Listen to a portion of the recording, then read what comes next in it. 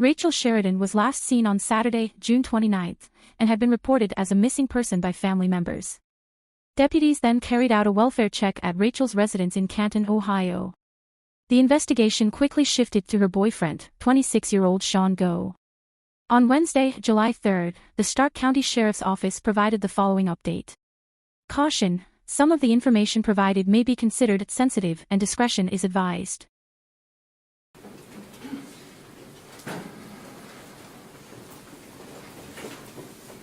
Good morning, everyone. We're going to go ahead and get started.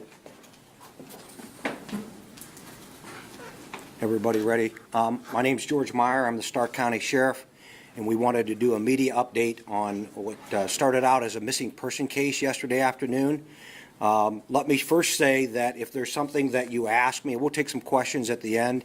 If there's something that you ask me that I can't answer, it's not because I don't want to answer, it's because I either don't know at my level yet, or it's something that I can't release as related to the investigation, okay?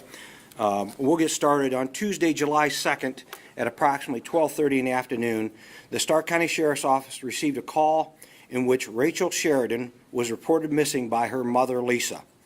Deputies responded to the residence at the 4100 block of Orcharddale Drive Northwest in Plain Township for a welfare check and found the apartment to be empty with the door open. Deputy discovered areas of apparently of the apartment to be suspicious and proceeded to obtain a search warrant of the residence in connection with the disappearance of Raychel Sheridan. While waiting on that search warrant to be executed, deputies observed a vehicle in the area of 38th Street and Guilford Northwest that they believed belonged to our missing person. Deputies immediately initiated a traffic stop and determined the driver to be the live-in boyfriend of Raychel Sheridan, Sean Go. Sean has active warrants for burglary, grand theft of a firearm, and misdemeanor charges of domestic violence, which involved our victim. Sean Go fled on foot after exiting the vehicle and was pursued by deputies. A canine was also deployed to the scene in an effort to locate Go, but deputies were unable to locate him, which was in a dense wooded area. For some updates, extensive search efforts were deployed throughout the night with assistance of the Northern Ohio Violent Fugitive Task Force, the Ohio State Highway Patrol Aviation, and the Ohio State Highway Patrol CERT team members.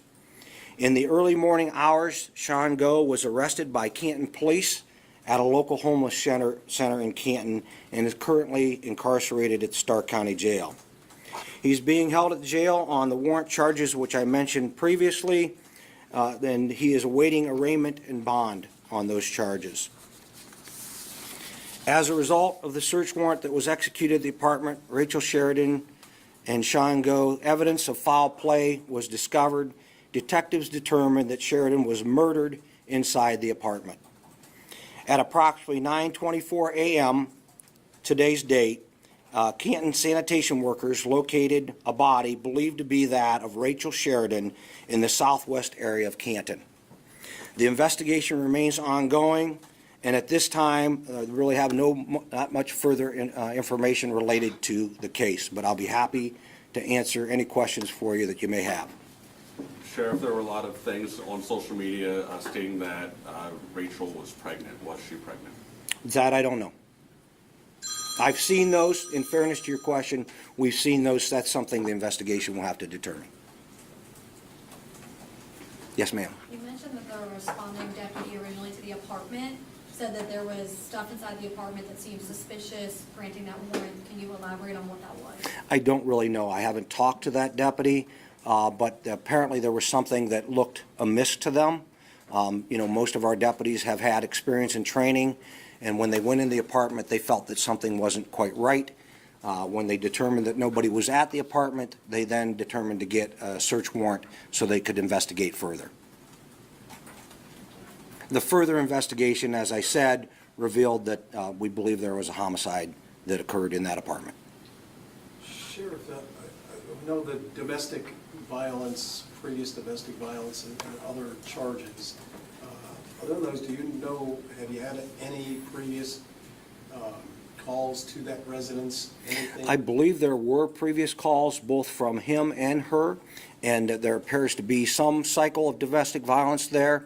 There was an active warrant for him for domestic violence. I think that occurred sometime in May. Apparently, he did not show up for court on that, and so there was an active warrant on that case. And that did involve our victim.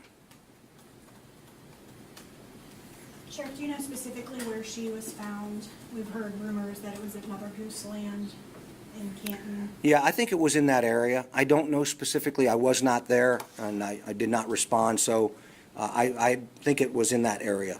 Has the coroner given you any indication as the cause of death? Not yet. Or death? I mean, it's pretty early. That we just discovered, the victim's body, and really just kind of made a preliminary identification within the last hour and a half. So no, we don't have that Will yet. Stark County be handling? Absolutely, yes, ma'am.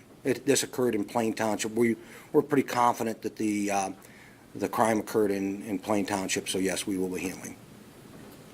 Sheriff, you said there's a history of domestic violence between the two of them already. Do you know how long they've been together? I really don't. I was told by her mother about 2 years. There was a lot of interest for this young woman, and, a lot of folks, looking for her and, upset or touched by the story, a message for the community, for her family today. I'm sorry, I'm not sure. Do you have a message for? Oh, absolutely. First of all, we want to thank our community for reaching out, both on social media. We've received a number of calls, people asking to help. And quite frankly, in the early morning hours, we were preparing for search parties to search certain areas. We had targeted areas that we wanted to search, whether it be fortunate or unfortunate. We had the sanitation engineers call us and say they discovered a body in that southwest area. So, but we thank the community for their interest. Our heart goes out to the community, the family, for this loss, another tragic death that certainly is unfortunate to our community, and what we like to think is somewhat preventable. Domestic violence is a horrible cycle, and folks that are caught in that cycle need to know that there is help out there. We have teams here that can help folks. The courts have teams that can help folks. Our domestic violence shelters can help folks. And so my message to the community is, if you yourself find yourself in a domestic violence situation, reach out to us or somebody in the community for help. Sheriff, Sheridan's mom made the 911 call, or made the initial call for assistance. Do you know if that call was made from Sheridan's residence there in Plain Township? I don't know that. She did arrive at the apartment when we arrived to check for the welfare of Jacqueline initially, but I don't know that she called from there, okay? And it was not, just to be clear, it was not a 911 call. It was just a general call of, hey, I haven't heard from my daughter in a couple days. Her communication with me on, we communicate via text, and her communication fell off, and it's my understanding that she was aware that she was no call, no show for her employment, and that was unusual. The mother said that was unusual for her. So I know you're still investigating, but her death could have happened several days ago. Well, again, that's part of the investigation, and I don't know that, but that's certainly a possibility. Sheriff, once Go had fled from the deputies, at that point, did you guys already start suspecting the worst? We did not. We had not executed a search warrant on the apartment. We did not really anticipate that he had been involved in, the crime that he had been. We knew that there had been some domestic violence in the home. We weren't sure what was going on at that time. But understand, he was already wanted by authorities for previous warrants. So to us, while it was unusual that he fled, it's not extremely unusual that you flee if you got a couple felony charges hanging over your head. Sheriff, has Sean said anything about what happened to his girlfriend?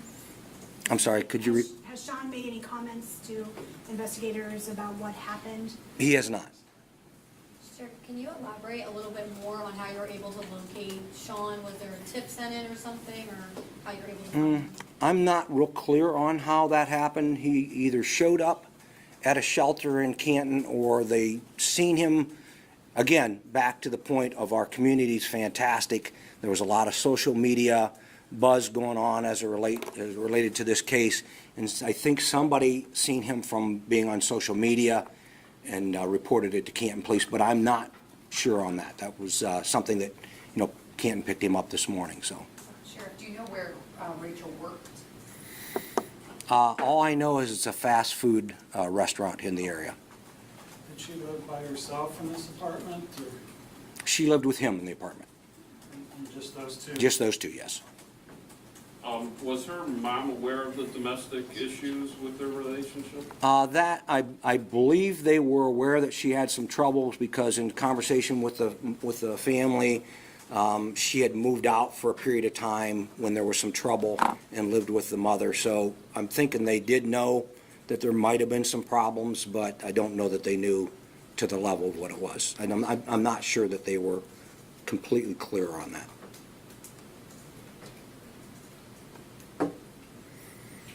Well, thank you all for coming in and with your interest in this story, and a special thanks to our community for their diligence throughout the night and giving us tips and helping us with this case. Appreciate y'all.